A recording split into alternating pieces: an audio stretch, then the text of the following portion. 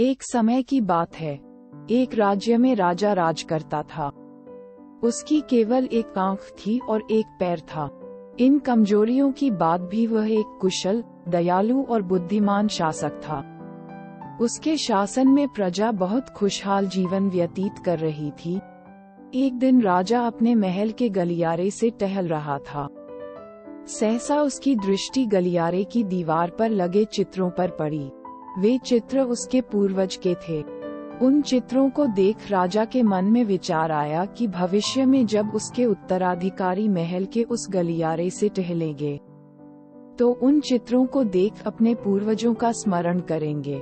राजा का चित्र अब तक उस दीवार पर नहीं लगा था। अपनी शारीरिक अक्षमताओं के कारण वह नहीं जानता था कि उसका चित्र कैसा दिखेगा, लेकिन उस दिन उसने सोचा कि उसे भी अपना चित्र उस दीवार पर लगवाना चाहिए। अगले दिन उसने अपने राज्य के श्रेष्ठ चित्रकारों को दरबार में आमंत्रित किया। दरबार में उसने घोषणा की कि वह महल में लगवाने के लिए अपना सुंदर चित्र बनवाना चाहता है। जो उसका सुंदर चित्र बना सकता है वह चित्रकार आगे आए। चित्र जैसा बनेगा वैसा ही उस चित्रकार को इनाम दिया जाएगा।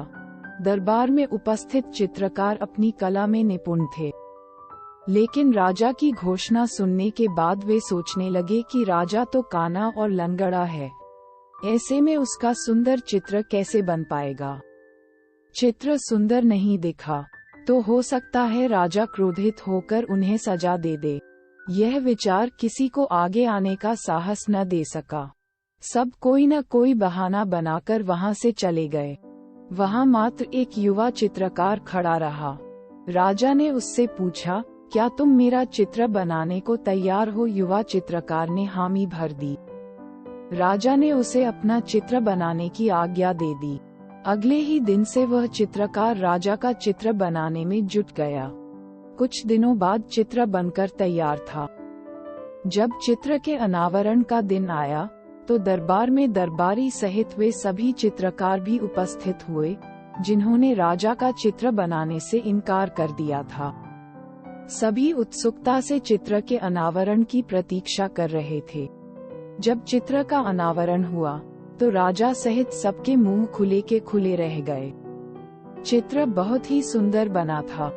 उस चित्र में राजा दोनों तरफ पैर कर घोड़े पर बैठा हुआ था, जिसे एक ओर से चित्रित किया था और उसमें राजा का एक ही पैर नजर आ रहा था।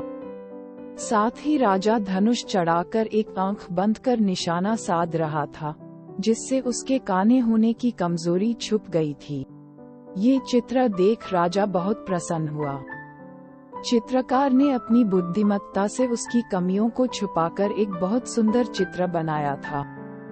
राजा ने उसे पुरस्कृत करने के साथ उसे अपने दरबार का मुख्य चित्रकार बना दिया। दोस्तों, इस छोटी सी कहानी के माध्यम से मैं आपको ये बताना चाहती हूँ कि जीवन में आगे बढ़ना है तो हमें सदा सकारात्मक सोच रखना चाहिए।